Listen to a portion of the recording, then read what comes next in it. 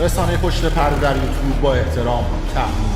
خودم جلو میرم به احترام خودتون راحت. سبک پاپاراتزی یک سبک جنجالی، یک زمانی قرار بود از زیر نه زندگی ایدئالی بشه. خیلی رک میگن آقا میدن میکنن یه دونو دادن و کردن که جا بیفته پشت پرده. میبینیم که برای مسئولی گفتیم با بیده وجب واقعا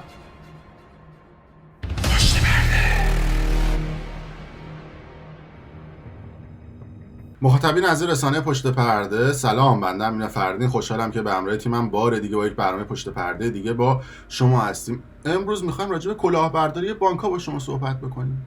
کلاه گشادی که سر مردم میذارن، خیلی رک داریم میگیم و صد رحمت به نزول، یعنی پولی که این بانک‌ها دارن میدن از نزول بدتره. این سودی که میگیرن، اون پول‌های اضافی که بعد از وام‌ها به مردم میدن. شما فکر کنید که پول من شما رو میگیرن میذارن تو بانک، بعد همون پولی که از مای مردم گرفتن به مای مردم وام میدن، بعد سودشون هم میکشن روش تا دسته که 10 برابر نزول و ربا و چیزای دیگه هم هست.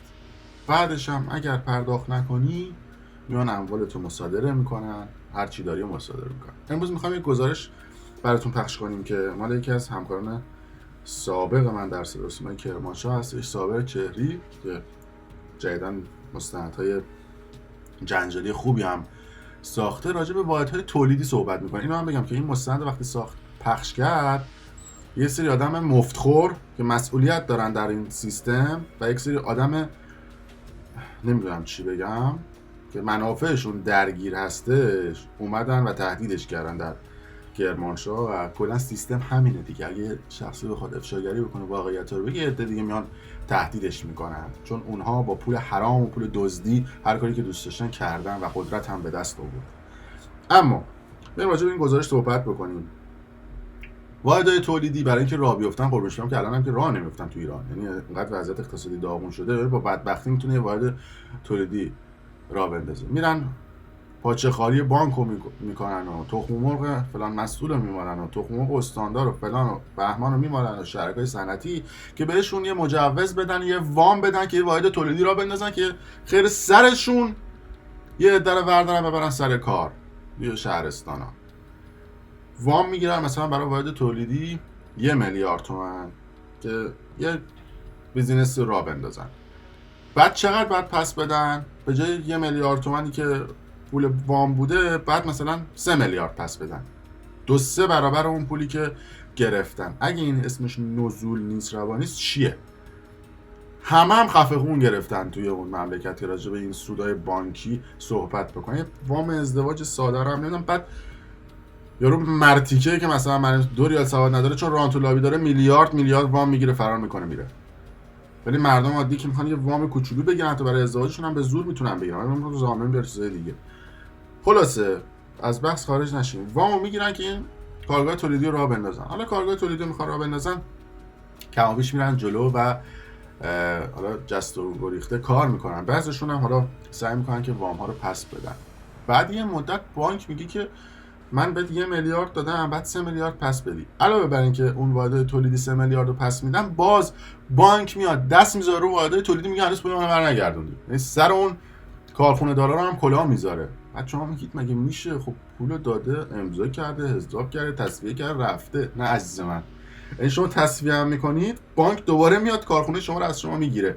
و نکته جالب تر از اون اینه، کارشناسا میان و روی اون مثلا کارخونه شما قیمت بذارن.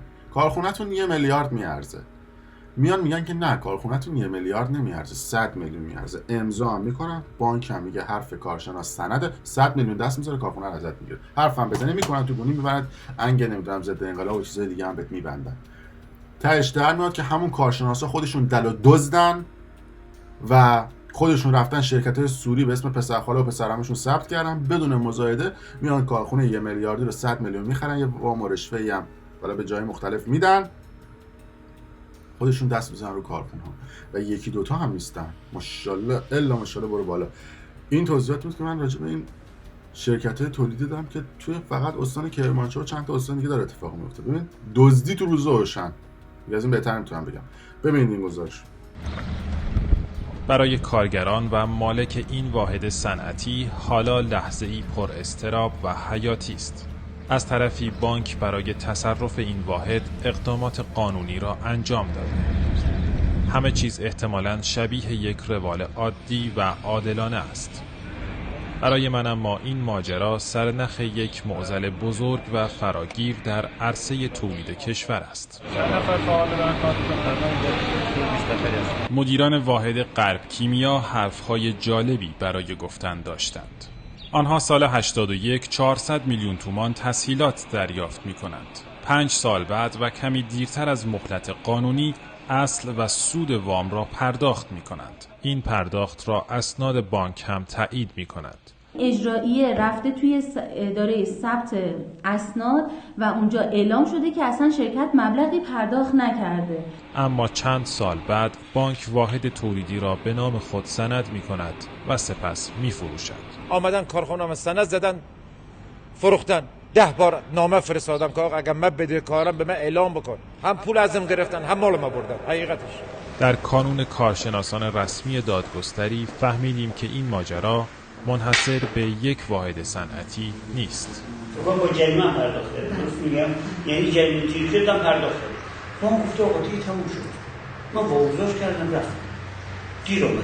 صنعتگران میگویند روند تملک واحدهایی که در رهن بانک‌ها هستند فرایندی پر ابهام و مفسده آفرین دارد.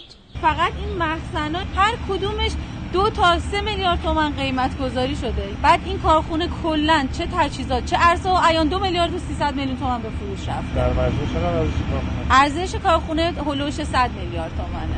ابهام اصلی در همین فرایند ارزش گذاری است. کاری که باید توسط یک کارشناس رسمی دادگستری انجام شود. اینا یه عده از همون کارشناس رسمی دادگستری هستن، اما تقریبا میشه گفت به استخدام این بانک در آمدن. بعد به کارشناس توجیه کرده که تو باید کارشناسی طوری بکنی که من متضرر نشم. ملک مصادره شده به نفع بانک، بعد دوباره میره مزایده. کی خریده؟ بری رصد کنی، ریشه یابی کنی، تشریح براری، میبینی آقای ایکس خریده یا خودش از جماعت بانک توسط عوامل خریده. افشار سهرابی نسب از 2 سال پیش که کارخانه اش تملک شده به کشاورزی روی آورده. در مورد شما کلا کارخانه در سال 97 که اینا 1.5 میلیارد قیمت گذاری کردن چقدر میارزید؟ حدوداً اون موقع 8 میلیارد تومان. آقای سهرابی نسب مدارکی در دست دارد که نشان می‌دهد کارشناس مسئول قیمتگذاری کارخانه به همراه گروهی دیگر از کارشناسان حتی 1 روز قبل از واگذاری رسمی واحد او را به نام خود سند زدند. همون کارشناس آمد در کارخانه گفت آقای سهرابی اجازه میدید من و دوستام یه نگاهی داخل کارخانه بندازیم؟ تا نگو اینا کسایی بودن که در تاریخ 7/3 کارخانه بنده را 20% بردن. تاریخ کارشناسی 8/3/1397 یعنی 7/3 عملا کارخانه برده بودن. اونقدر این اشخاص قرار شده بودن توی چند سال قبلا سند میزدن بعد تملک میکردن. هیچ کسی حاضر نیست با اینا در بیفته. گروه هایی که با مزایده های مشکوک هر کدام چندین واحد تولیدی را زمینگیر و تصرف کردند. مزایده‌ای هم که برگزار شده اومدن میگن ما سال 91 مزایده برگزار کرده و هیچ کس توی مزایده شرکت نکرده و ما به نام خودمون زدیم ملک رو. شرکتایی که اعضای مشابه دارن اعضا مطابقت بفرمایید. کانون کارشناس رسمی دادگستری که ماش هست. اعضاش با اعضای شرکت الکترو درخشش رو باختن مون نمیزنه. احمد صالحیان برای راه اندازی یک واحد مرغداری مدرن 185 میلیون تومان از بانک تسهیلات دریافت کرد.